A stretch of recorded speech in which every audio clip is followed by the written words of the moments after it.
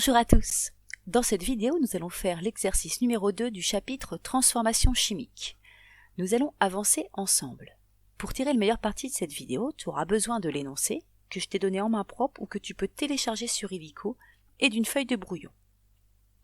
À chaque fois que tu verras ce symbole, il faudra que tu fasses pause et que tu essaies de répondre tout seul.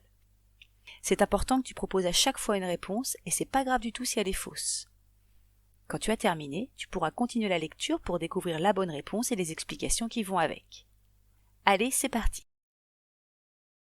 Voici donc ce qu'on te demande dans l'exercice. Donner les équations bilan en toutes lettres et en écriture symbolique des transformations chimiques suivantes. Tu peux t'aider des indices. Ok, bon. La première question à se poser, c'est qu'est-ce que c'est qu'une équation bilan? Eh bien, comme son nom l'indique, c'est une façon de faire le bilan d'une transformation chimique. Elle s'écrit suivant le modèle, réactif 1 plus réactif 2, etc. donne, donc là on utilise une flèche pour représenter donne, produit 1 plus produit 2, etc. Pour mener à bien cet exercice, tu vas aussi avoir besoin d'un autre savoir-faire, trouver les réactifs et les produits d'une transformation. Si ça pose problème, je te conseille de revoir la vidéo sur l'exercice 1. Dernier élément, à la fois de connaissance et de savoir-faire, il faut que tu saches écrire la formule d'une molécule et que tu connaisses les formules des molécules courantes. Si ce n'est pas le cas, je te conseille d'aller voir dans ton cours au chapitre Atomes et molécules. Première transformation chimique. Le méthane brûle dans le dioxygène pour donner de l'eau et du dioxyde de carbone.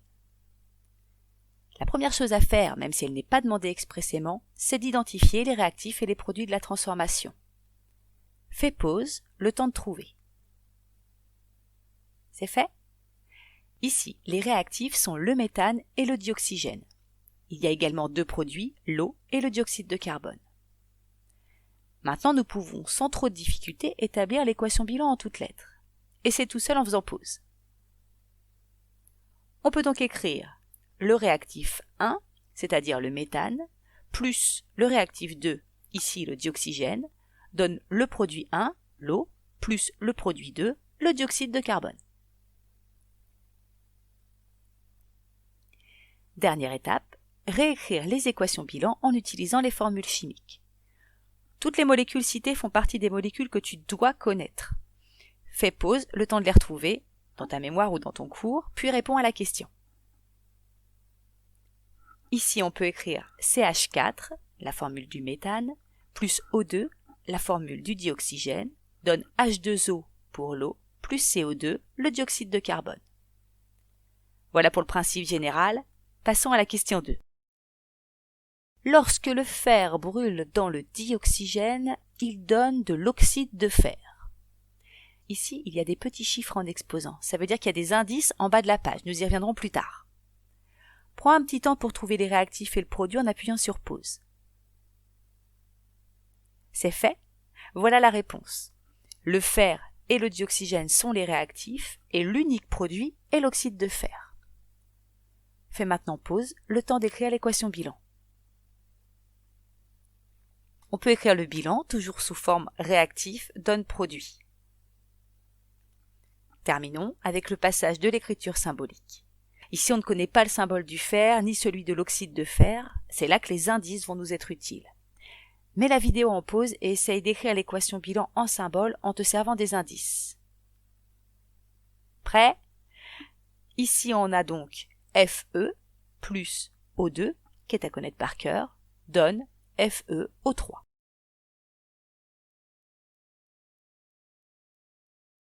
On passe à la troisième proposition.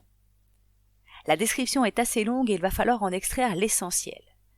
L'essence contient principalement de l'heptane. Dans les moteurs de voiture, il brûle grâce au dioxygène de l'air et libère deux gaz à effet de serre, le dioxyde de carbone et l'eau.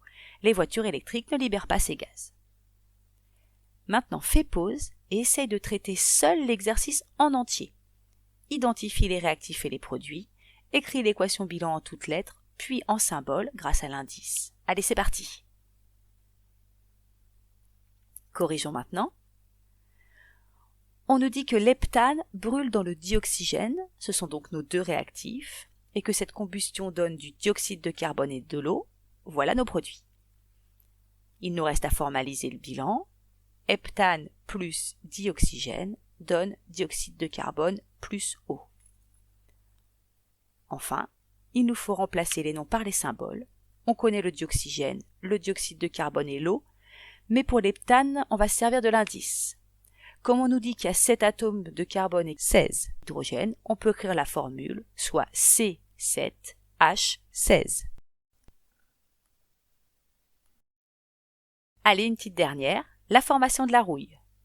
Je te laisse lire l'énoncé, les indices et effectuer le travail comme précédemment. Appuie sur pause et ne remets lecture que quand tu as terminé. Tu es prêt? Pour la première transformation, nous avons 3 réactifs, le fer, l'eau et le dioxygène. Ils forment un produit, l'hydroxyde de fer 3. L'équation de bilan en toutes lettres sera la suivante. Fer plus eau plus dioxygène donne hydroxyde de fer 3. Grâce à tes connaissances et aux indices, on remplace le mot fer par le symbole Fe, l'eau par H2O et le dioxygène par O2. On sait que l'hydroxyde de fer est composé d'un atome de fer et de 3 d'oxygène et de 3 d'hydrogène, donc sa formule, ça va être FeO3H3.